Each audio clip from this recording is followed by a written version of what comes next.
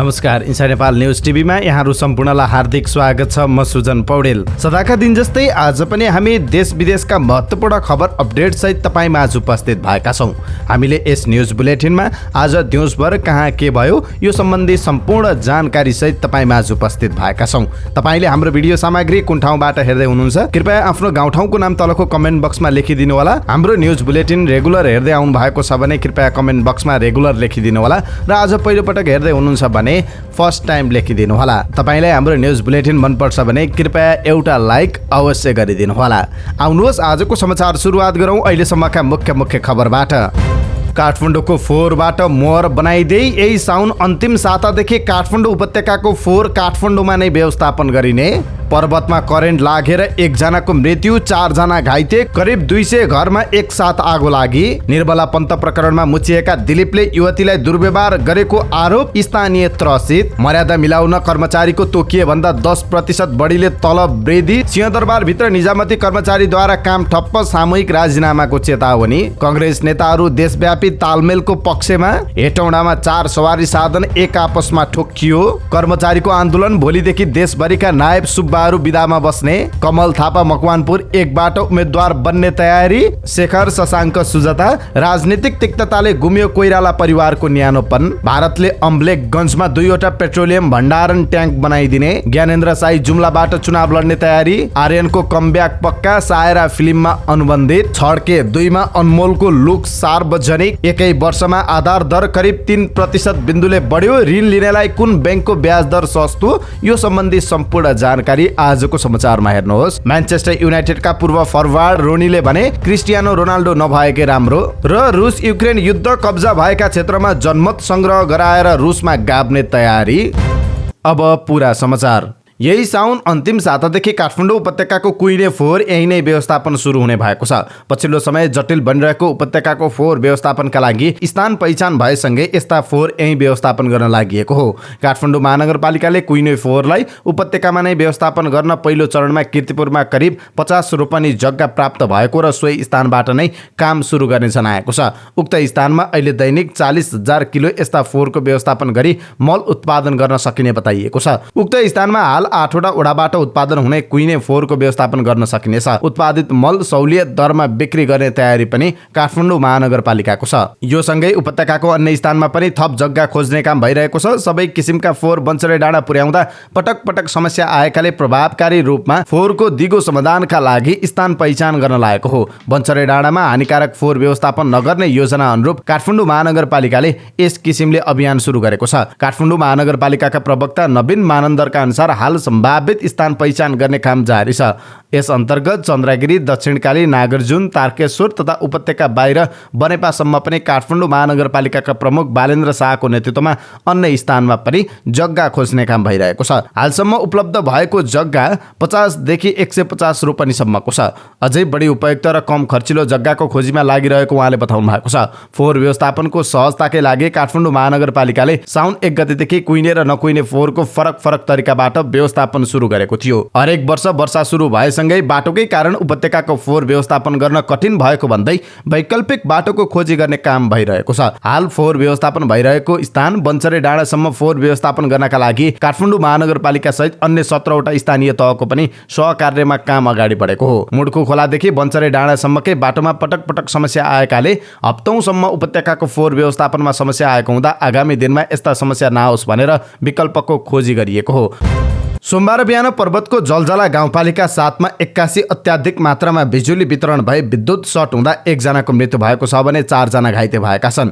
पर्वत प्रहरी प्रमुख एवं प्रहरी नायब उपरीक्षक शिवराज बुढाथोकीका अनुसार धाइरिङको धारापानीमा बिहान करिब 7 बजे एकैपटक उक्त घटना भएको हो। करेन्ट लागेर स्थानीय 50 वर्षीय सीता केसीको मृत्यु भएको छ। करेन्ट लागेर अन्य 4 जना घाइते भएकोमा उनीहरूलाई उपचारका लागि म्याग्दी स्थित बेनी अस्पताल लगिएको छ। प्रहरीका अनुसार विद्युतको मुख्य लाइन र घरमा वितरित लाइनका तार एकै एकै पोलमा टाँगिएको र सोही मुख्य लाइनको तार वितरण लाइनमा जोडिँदा हाई भोल्टेज लाइन बगेका कारण घटना भएको हो। घटनामा परि एक बाख्रा फार्ममा रहेको दर्जन भन्दा बढी बाख्रा मरेको प्रहरीले जनाएको छ। विद्युत लाइनको भोल्टेज नियन्त्रण भन्दा बाहिर जाँदा बस्तीमा करिब 200 घरमा एकैसाथ आगो सल्किएको गाउँपालिका अध्यक्ष एवं स्थानीय राजु आचार्यले बताउनुभयो। स्थानीयको सक्रियताका कारण घरहरूमा भने कुनै भौतिक क्षति हुन पाएन। ती घरका मिटर बक्स र सबै वायरिङ जलेको स्थानीय राज आचार्यले बताउनुभयो। उहाँका अनुसार गाउँका अन्य पशु चौपाया समेत मरेको भए पनि एकिन विवरण आइसकेको छैन। नेपाल विद्युत प्राधिकरणको पर्वत वितरण केन्द्रले घटनाको पुष्टि गरेको छ। केन्द्र प्रमुखका अनुसार बाँस ढलेर मेन लाइनको तार वितरण लाइनमा छोइएका कारण यो घटना घटेको प्रारम्भिक जानकारी आएको बताउनु भएको छ।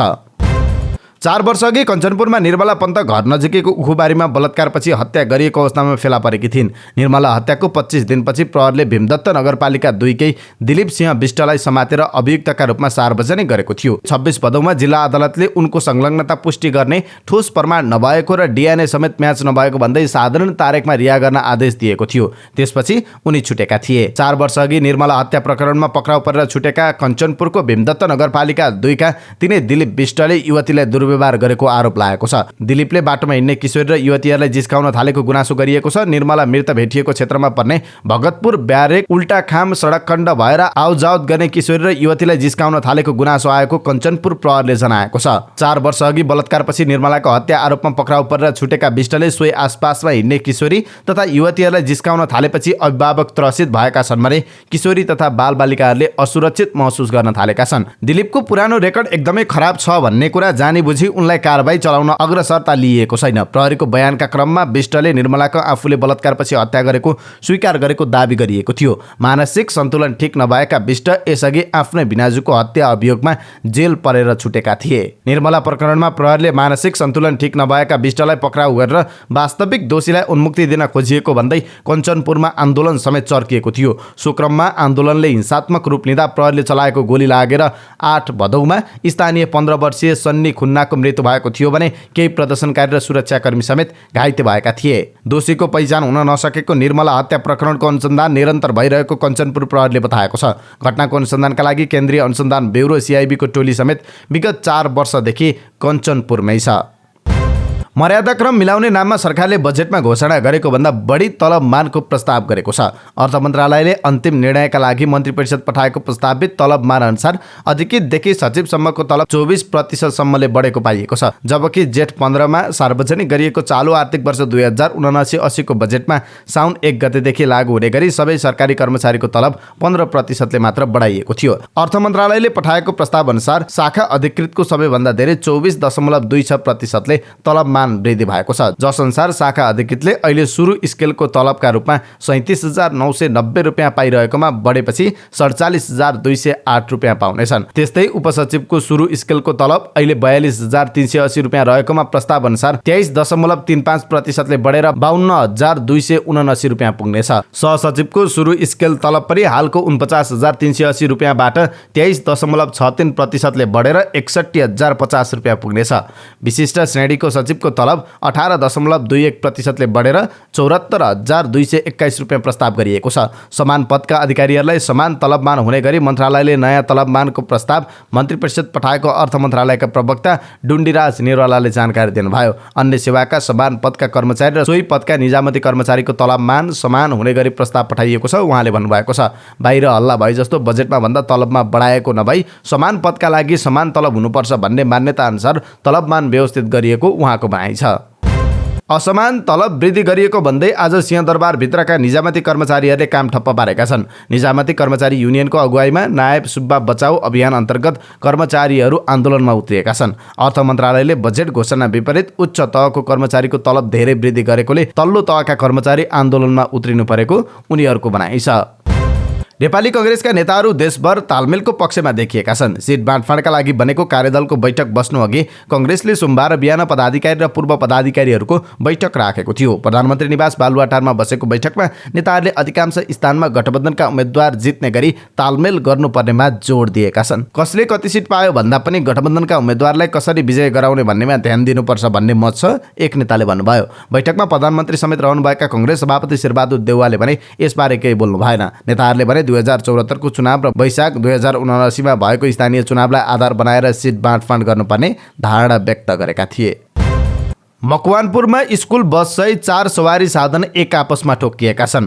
पूर्व पश्चिम राजमार्ग अन्तर्गत हेटौँडा 15 रातोमाटे क्षेत्रमा स्कुल सहित 4 सवारी साधन एक आपसमा ठोकिँदा 1 दर्जन बढी घाइते भएका छन्। घाइते मध्ये केही हेटौँडाको रिलायन्स स्कुलका विद्यार्थी पनि रहेको प्रहरीले जनाएको छ। सुरुमा कार र ट्याङ्कर ठोकिएर दुर्घटना भएको र त्यसपछि नजिकै रहेको ट्रक र स्कुल बस ठोकिएको थियो।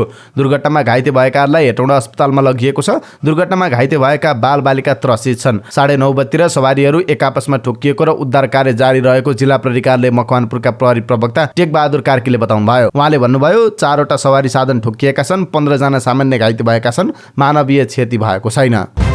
सरकारले आगामी मङ्सिर 4 गते मतदान हुने गरी प्रतिनिधि सभा र प्रदेश सभाको चुनावको मिति घोषणा गरिसकेको छ। चुनावको मिति घोषणा भएसँगै दलहरू आन्तरिक तयारीमा जुटिसकेका छन्। दलहरू आफ्ना सङ्गठन र चुनावी गतिविधिहरूलाई तीव्रता दिँदै आन्तरिक मत लेखाजोखामा व्यस्त देखिन्छन्। चुनावको मिति नजिकैसँगै मकवानपुरमा पनि राजनीतिक चलपल सुरु भएको छ। यसैबीच मकवानपुरको क्षेत्र नम्बर 1 मा रोचक हुने देखिएको छ। एकातर्फ नेकपा एमाले र अर्कोतर्फ 5 दलीय सत्ता गठबन्धनका उम्मेद्वारहरू बीच भिडन्त हुने आकलन गरिरहँदा यो क्षेत्रमा राप्रपा र राप्रपा नेपाल पनि मैदानमा उत्रिने तयारीमा छन्। यस क्षेत्रबाट राप्रपा नेपालका अध्यक्ष कमल थापा पनि उम्मेद्वार बन्ने तयारीमा छन्, तर उनलाई राप्रपाका केन्द्रीय सदस्य दीपक बहादुर सिंह चुनौती बन्ने देखिन्छ। दुवै नेताको निर्वाचन क्षेत्र मकवानपुर 1 नै हो। थापा हेटौँडा उपमहानगरपालिका वडा नम्बर 6 का मतदाता हुन् भने सिंह हेटौँडा 4 बाट मतदाता रहेका छन्। 40 वर्षभन्दा बढी समय एउटै पार्टीमा रहेर सक्रिय राजनीति गरेका उनीहरू आगामी निर्वाचनमा एक अर्काका प्रतिस्पर्धीका रूपमा देखिने भएका छन्। शेखर कोइरालालाई कोभिड-19 संक्रमण हुँदा शशाङ्क र सुजाता दुवैले फोन गरे। स्वास्थ्य लाभको शुभेच्छा भने, तर यो कामनामा आत्मीयता र न्यानोपन थिएन, थियो त केवल औपचारिकता। कङ्ग्रेसमा सभापति हुन नसकेका शेखर सभापति हुन नचाहेका तर शेखरको बदला शेरबहादुर देउवालाई सघाएका शशाङ्क बीच 14औं महाधिवेशन यता हार्दिकता पलाउन सकेको छैन। निकट आफन्तहरूका अनुसार सन्तान पुस्ताका 3 कोइराला बीच हालसम्म पारिवारिक कामले मात्रै भेट भएको छ। उनीहरू बेला बखतमा राजनीतिक मुद्दा बस भेटिरहन्थे। चियापान या लन्च डिनरका फोटो सार्वजनिक हुन्थे। हिजो आज यस्तो ठ्याम्मै बन्द भएको छ। कङ्ग्रेसमा करिब आधा शताब्दी कोइराला परिवारको प्रभुत्व रहेको थियो। प्रधानमन्त्री शेरबहादुर देउवा र लोकतान्त्रिक समाजवादी पार्टी लोसपाका अध्यक्ष महन्त ठाकुर बीच भेटवार्ता भएको छ। प्रधानमन्त्री निवास बालुवाटारमा आइतबार भएको भेटमा अध्यक्ष ठाकुरले आफ्नो नेता कार्यकर्ताको रिहाई गर्न माग गरेका छन्। नागरिकता विधेयक संसदबाट पारित भइसकेपछि हौसिएको लोकतान्त्रिक समाजवादी पार्टीका नेताहरू नेता कार्यकर्ताको रिहाईलाई प्रमुख मुद्दा बनाइएको छ। सरकारमा सहभागितादेखि चुनावी गठबन्धनको प्रस्ताव पाए पनि ठाकुरले निलम्बित सांसद रेशम चौधरी सहित नेता कार्यकर्ताको मागलाई प्रमुख शर्त बनाएका छन्। लोसपाका एक नेताले भने अहिले हाम्रा सांसदहरू नेताहरू जेलमा छन्, उनीहरूलाई रिहाई नगरेसम्म सरकारमा सहभागी हुने सम्भावना छैन। नेपाल भारत पेट्रोलियम पाइपलाइनको दोस्रो चरणको काम छिट्टै सुरु हुने भएको छ। शुक्रबार र शनिबार नेपाल आयल निगम र भारतीय आयल कर्पोरेसन आइओसीका अधिकारीहरू बीच भारतमा भएको छलफलमा यस्तो समझदारी भएको नेपाल आयल निगमले जनाएको छ। परियोजना अन्तर्गत नेपालतर्फको पाइपलाइनको अन्तिम बिन्दु अम्लेखगञ्जमा 41,000 लिटरका 2वटा भण्डारण ट्याङ्की निर्माणको काम बाँकी छ। निगमका कार्यकारी निर्देशक सुशील भट्टराई नेतृत्वको टोली र भारतीय अधिकारीहरू बीच भएको छलफलमा भदौ अन्तिमदेखि परियोजनाको दोस्रो चरणको काम थाल्ने प्रतिबद्धता भारतीय अधिकारीहरूले जनाएको वार्तामा सहभागी निगमका वितरण विभाग प्रमुख वीरेन्द्र गोइतले बताउनुभयो। मोतिहारी अम्लेखगञ्ज पेट्रोलियम पाइपलाइन परियोजनाको दोस्रो चरणको काम अन्तर्गत 82,000 लिटर क्षमताका 2वटा भण्डारण ट्याङ्की र त्यसमा इन्धन लोड अनलोडको पूर्वाधार बनाउन बाँकी छ। 41 किलो लिटर क्षमताको एउटा ट्याङ्की निर्माणका लागि भारतीय आयल कर्पोरेसन र दोस्रोको लागि नेपाल आयल निगमले लगानी गर्ने समझदारी छ। राष्ट्रिय प्रजातन्त्र पार्टी राप्रपाका प्रवक्ता ज्ञानेन्द्र बहादुर साईले जुम्लाबाट प्रतिनिधि सभा सदस्य निर्वाचन लड्ने घोषणा गर्नुभएको छ। यसबारे औपचारिक जानकारी उहाँले पत्रकार सम्मेलन मार्फत गराउँदै हुनुहुन्छ। अभिनेता आर्यन सिग्देल नयाँ फिल्ममा अनुबन्धित भएका छन्। डीबीआर मिडिया एन्ड मुभिजले निर्माण गर्न लागेको सायरामा उनी जोडिएका हुन्। रघु परियार प्रस्तुतकर्ता रहेको फिल्म सामाजिक र प्रेम सम्बन्धको कथावस्तुमा निर्माण हुने जनाइएको छ। फिल्ममा लिखित सहमतिपछि कुरा गर्दै सिग्देलले कथावस्तुका कारण आफू आकर्षित भएको बताएका छन्। फिल्म छायाङ्कन अघि नै अभिनेता अनमोल केसीको छड्के 2 लुक सार्वजनिक भएको छ। यो ग्याङस्टर फिल्मको अहिले भरतपुरमा कार्यशाला चलिरहेको छ। प्रकाशित तस्बिरहरूमा अनमोल कार्यशालामा अभिनय सिकिरहेको देख्न सकिन्छ। हल्का लामो खैरो कपाल र टोन बडी सहित अनमोल ह्यान्डसम देखिएका छन्। तस्बिरमा निर्देशक निगम श्रेष्ठलाई पनि देख्न सकिन्छ। यति बेला 6वटा वाणिज्य ब्याङ्कहरूको आधार दर नै दोहोरो अङ्कमा पुगेको छ। ब्याङ्करले सार्वजनिक गरेको असार मसान्तसम्मको चौथो त्रैमासिक वित्तीय विवरण अनुसार सबै वाणिज्य ब्याङ्कहरूको औसत ब्याज दर 9.46% पुगेको छ, जबकि 2078 असार मसान्तसम्म यस्तो आधार दर 6.89% थियो। एक वर्षको अवधिमा आधार दर नै 2.57% बिन्दुले बढेको छ। असार मसान्तसम्मको वित्तीय विवरण अनुसार Mega, Sunrise, Citizens, Century, Civil र कुमारी ब्याङ्कको आधार दर 10% भन्दा माथि छ। दुई सरकारी ब्याङ्क, राष्ट्रिय वाणिज्य ब्याङ्क र नेपाल ब्याङ्कको आधार दर भने सबैभन्दा कम 8% भन्दा मुनि छ। सामान्यतया सबैभन्दा कम आधार दर भएको ब्याङ्क नै ऋण लिनका लागि उपयुक्त हुन्छ। व्यापारिक तथा अन्य प्रकृतिका कर्जामा आधार दरमा ब्याङ्करले 6 देखि 7% सम्म प्रिमियम दर जोड्ने गरेका छन्। प्रिमियम दर कति जोड्ने भन्ने सम्बन्धमा भने ब्याङ्करसँग ऋणीको सम्बन्ध, धितोको मूल्य, व्यावसायिक प्रकृति लगायतमा निर्भर हुन्छ। तसर्थ ऋण लिनका लागि कम आधार दर भएको ब्याङ्क उपयुक्त मानिन्छ। आधार दर भन्दा कममा ब्याङ्करले ऋण दिन पाउँदैनन्। ब्याङ्करको आधार दर कति छ त? राष्ट्रिय वाणिज्य ब्याङ्कको 7.8 छ, नेपाल ब्याङ्क लिमिटेडको 7.99, इन्भेस्टमेन्ट ब्याङ्कको 8.54, नबिल ब्याङ्कको 8.77, स्ट्यान्डर्ड चार्टर ब्याङ्कको 8.81, एभरेस्ट ब्याङ्कको 8.82, कृषि विकास ब्याङ्कको 8.90, एनसिसी ब्याङ्कको 9.20, प्रभु ब्याङ्कको 9.24, एनआइसी एसियाको 9.25, एनएमबी ब्याङ्कको 9.38, ग्लोबल आइएमईको 9.40, सिद्धार्थ ब्याङ्कको 9.45, एसबीआई ब्याङ्कको 9.61, सानिमा ब्याङ्कको 9.71, ब्याङ्क अफ काठमाडौँको 9.86, माछापुच्छ्रे ब्याङ्कको 9.86, हिमालयन ब्याङ्कको 9.88, प्राइम ब्याङ्कको 9.99, लक्ष्मी ब्याङ्कको 9.99, मेगा ब्याङ्कको 10.01, सनराइज ब्याङ्कको 10.01, सिटिजन्स ब्याङ्कको 10.09, सेन्चुरी ब्याङ्कको 10.23, सिभिल ब्याङ्कको 10.46, कुमारी ब्याङ्कको 10.57 रहेको छ। ब्राजिलका मार्शल आर्ट्सका वर्ल्ड च्याम्पियन एकजना खेलाडीलाई प्रहरीले गोली हानेको छ। ब्राजिलका मार्शल आर्ट्स खेलाडी लियान्द्रो लोमाथि एक नाइट क्लबमा प्रहरीले गोली हानेको बीबीसीले जनाएको छ। गोली लागेर घाइते भएका 33 वर्षीय लियार्दोलाई अस्पताल भर्ना गरिएको छ। डाक्टरहरूले भने उनको ब्रेन डेथ भएको बताएको बीबीसीले जनाएको छ। ड्युटीमा नरहेका एकजना प्रहरी अधिकृतले उनीमाथि गोली हानेर फरार भएको प्रत्यक्षदर्शीले जनाएका छन्। म्यान्चेस्टर युनाइटेडका फरवार्ड वाइन रोनीले क्रिस्टियानो रोनाल्डोलाई टिममा कायम नराख्नु नै ठिक हुने आइतबार बताएका छन्। म्यान्चेस्टरले आफ्नो भविष्यलाई लिएर सोच्ने हो भने रोनाल्डोलाई टिममा नराख्नु नै बुद्धिमानी निर्णय हुने दाबी गरेका छन्। नयाँ मुख्य प्रशिक्षक एरिक टेन हागको नेतृत्वमा म्यान्चेस्टर नयाँ टिम बनाउने योजनामा छ। रोनी मान्छन् यही योजनाका लागि रोनाल्डो ठिक छैनन्। गत सिजन मात्रै 37 वर्षीय रोनाल्डोले युभेन्टस छाडेर म्यान्चेस्टरसँग अनुबन्धित भएका थिए, तर अहिले भने रोनाल्डो म्यान्चेस्टर छाड्न चाहन्छन्। म्यान्चेस्टर युरोपेली च्याम्पियन्स लिगमा छनौट हुन असफल भएपछि रोनाल्डोको मनसाय बाहिर आएको हो। इङ्ग्लिस प्रिमियर लिगको नयाँ सिजनको पहिलो खेलमा म्यान्चेस्टर ब्राइटनको हातबाट पराजित भएको छ र त्यसमा रोनाल्डो सब्स्टिच्युट खेलाडीका रूपमा दोस्रो हाफमा मैदान छिरेका थिए। आफ्नो पुराना सहकर्मीमाथि खेलाडीबारे रोनीले द टाइम्समा लेखेका छन्, रोनाल्डो म्यान्चेस्टर छाड्न चाहन्छन् भने त्यसो गर्न दिएकै राम्रो। एर्लिङ हाल्यान्डले प्रिमियर लिग डेब्यू खेलमै उत्कृष्ट प्रदर्शन गरेपछि साबिक विजेता म्यान्चेस्टर सिटी वेस्ट ह्यामलाई 2-0ले पराजित गर्दै उपाधि रक्षा अभियान सुरु गरेको छ। वेस्ट ह्यामको मैदानमा आइतबार राति भएको खेलमा हाल्यान्डरले दुवै हाफमा गोल गरे। 22 वर्षीय नर्वेजियन खेलाडीले चाहे जस्तो प्रदर्शन गरे। रुसले युक्रेनमा कब्जा भएका क्षेत्रमा जनमत सङ्ग्रह गराएर ती क्षेत्रलाई आफ्नो भूभागमा गाभ्ने तयारी गरेको छ। कब्जा भएका क्षेत्रका स्थानीयलाई रुसी राजधानी, रुसी मोबाइल नम्बर र रुसी टेलिभिजन हेर्नका लागि सेटअप बक्स दिइएको छ। युक्रेनी मुद्राको सट्टा रुसी रुबल प्रयोग भइरहेको छ। इन्टरनेट प्रसारण रुबी सर्भर मार्फत भइरहेको छ। यसको विरोध गर्नेहरू 100 व्यक्ति पक्राउ परेका छन्। रुसले कब्जा गरेका क्षेत्रमा डर र लोभ मार्फत रुसी जीवनशैली अपनाउन प्रयास गरिँदैछ। नीलो, सेतो र रातो होर्डिङ बोर्डमा लेखिएको छ, हामी एक छौँ, हामी रुसका साथमा छौँ। रुसी राष्ट्रपति पुटिन आफ्नो कब्जामा रहेको क्षेत्रमा रुसले जित्ने गरी जनमत सङ्ग्रह गराउन चाहन्छन्। रुसको कब्जामा रहेका युक्रेनको दक्षिणमा खरेसान जस्ता सहर र गाउँहरूमा रुसी नियुक्त प्रशासकहरूले सेप्टेम्बरमा चुनाव गराउने तयारी गरेका छन्। यो भोटको नतिजा मार्फत यस क्षेत्रका जनता रुससँग बस्न चाहन्छन् कि चाहँदैनन् भन्ने कुरा थाहा हुनेछ। नयाँ निर्वाचन आयोगहरूमा रुसीहरू नियुक्त भइसकेका छन्। युक्रेन र पश्चिमी देशका अधिकारीहरूले भने हाल गरिने कुनै पनि जनमत सङ्ग्रह मान्ने नहुने बताएका छन्। युक्रेनका विश्लेषकहरूले जनमत सङ्ग्रह मार्फत पुटिनले युक्रेनका नियन्त्रित भूभागको नियन्त्रणलाई वैधता दिने प्रयास गरेको बताएका छन्। रुसी अधिकारीहरूले जनमत सङ्ग्रह गर्न खोजेका 4 क्षेत्रहरूमध्ये एकमा पर्छ खेरसान क्षेत्र, लुहान्स्क र दोनेत्स्क क्षेत्रमा पनि जनमत संग्रह हुँदैछ। जनमत संग्रहको तयारीको बीचमा पुटिनले गत महिना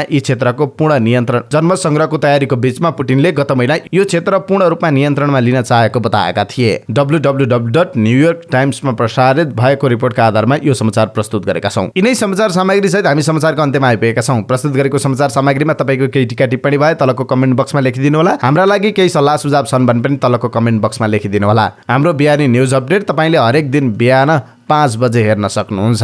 तपाईको बाँकी पल सुखद रहोस्। जाँदै हाम्रो यस भिडियो सामग्रीलाई एउटा लाइक अवश्य गरिदिनु होला।